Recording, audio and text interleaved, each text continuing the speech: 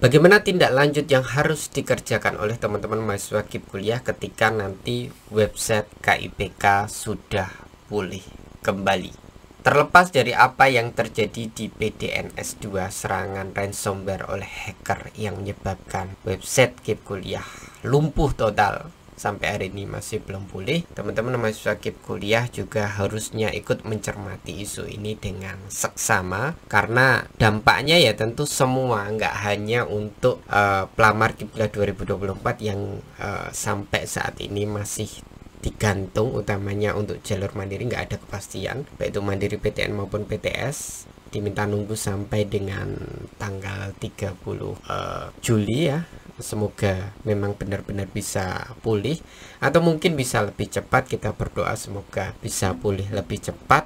Tapi yang perlu teman-teman mahasiswa ketahui bahwa walaupun ada backup data untuk data-data penerima KIP kuliah 23, 22 dan seterusnya, tetapi tidak ada jaminan data penerima KIP kuliah dipastikan aman, karena si hacker bahkan menebar ancaman ketika tidak diakui, pemerintah tidak mengakui bahwa pemulihan data ini berdasarkan password atau enkripsi yang mereka kirim, maka mereka mengancam bakal menyebarkan data yang mereka dapatkan dari servernya PDNS2 ini.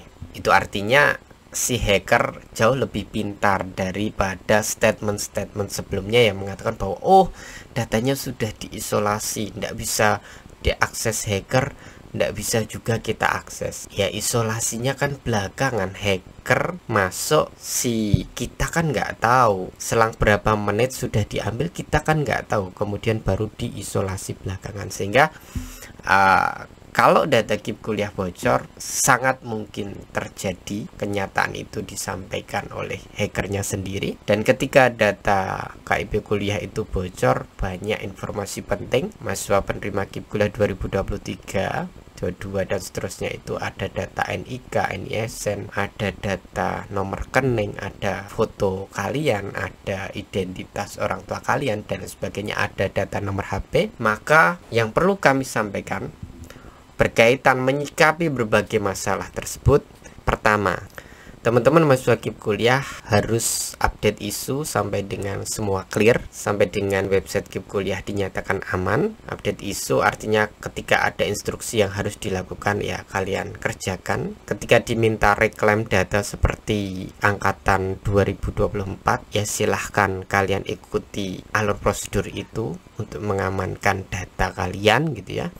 Dan yang tak kalah penting ya teman-teman harus login nanti dengan nomor pendaftaran dan kode akses untuk memastikan data kalian tidak ada yang keliru, tidak ada yang berubah, benar-benar persis itu data yang pernah kalian isikan sebelumnya, termasuk nomor rekeningnya, kemudian data-data lainnya juga dipastikan. Karena sangat berbahaya kalau mungkin kalian nggak ngecek, tiba-tiba nomor rekeningnya kok nomornya 1 digit berubah, sementara pencairan diproses oleh kampus, kemudian gara-gara nomornya ada yang salah, cairnya nggak ke nomor rekening kalian, tapi ke nomor rekening yang sama dengan di websitenya KIP kuliah. Dan itu kan bahaya kalau nomor rekening itu miliknya hacker. Kita tahu memang mungkin banyak juga mahasiswa KIP kuliah 23, 22, 21 yang sudah lupa nomor pendaftaran dan kode aksesnya, yaitu resiko.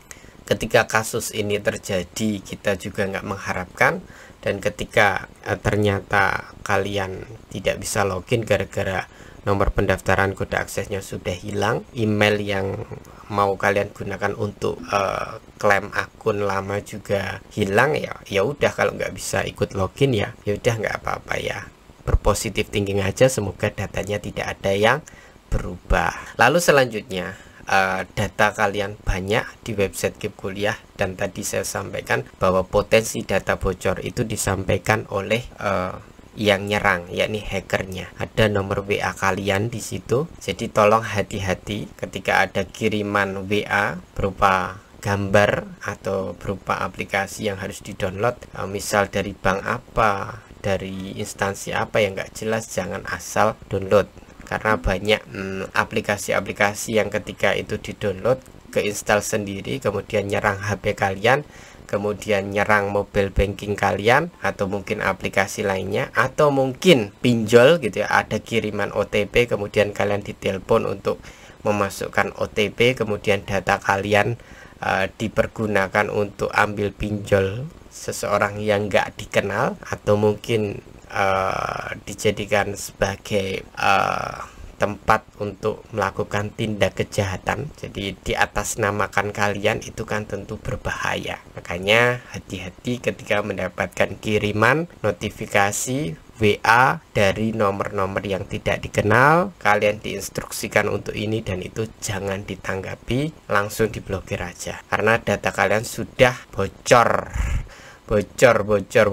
gitu ya. Data itu kan di era digital semacam ini, data nomor WA, NIK, NISN, kemudian nomor KK itu kan bisa diperjualbelikan dengan mahal dan bisa disalahgunakan untuk kepentingan entah itu bisnis atau kepentingan penipuan. Makanya perlu hati-hati.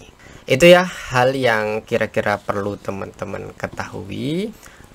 Untuk pencairan di semester berikutnya ini harus dikontrol ya, jangan sampai gara-gara mungkin kan punya potensi kan ada serangan kedua dari hackernya, jangan-jangan nanti pas menuju pencairan ada serangan lagi gara-gara pemulihan PDNS nya ini pakai password mereka. Kemudian ada enkripsi tertentu yang menyebabkan satu hal bisa dihack oleh mereka lagi, itu kan tentu bisa menghambat pencairan. Makanya kita berharap semoga tidak ada kendala dalam pencairan, dan tolong nanti pas pencairan dipantau teman-teman yang bisa mengakses websitenya KIP Kuliah lewat akun KIP Kuliah kalian masing-masing. Tolong dipantau pas pencairan, pas tahap pengajuan dan sebagainya, nomor rekeningnya jangan sampai ada yang berubah-ubah gitu ya. Takutnya dibajak dari sananya, nomor rekeningnya berubah ketika pas pencairan, kan kita nggak tahu juga. Kita harus